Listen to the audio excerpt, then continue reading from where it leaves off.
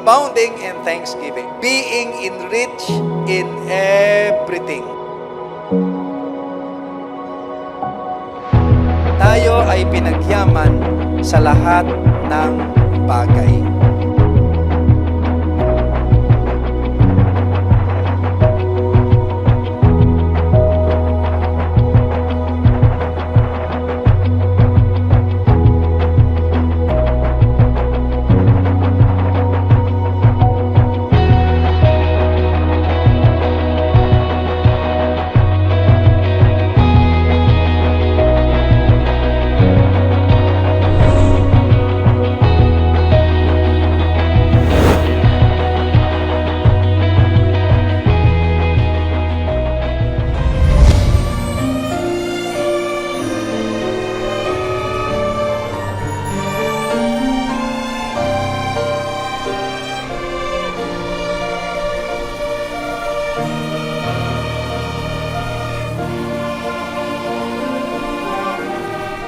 First fruits offering is a thanksgiving offering.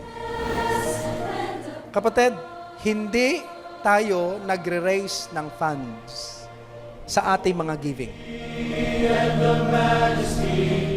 Ito ay pagkakataon upang ihayag natin sa Panginoon ang ating pagpapasalamat. And you know what? Nasa atin ang lahat ng dahilan para magpasalamat sa Panginoon.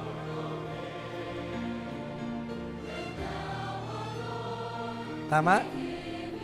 Yung biyaya ng Diyos sa atin, na kahit anuman ang sitwasyon natin, hindi nagkukulang ang kanyang biyaya.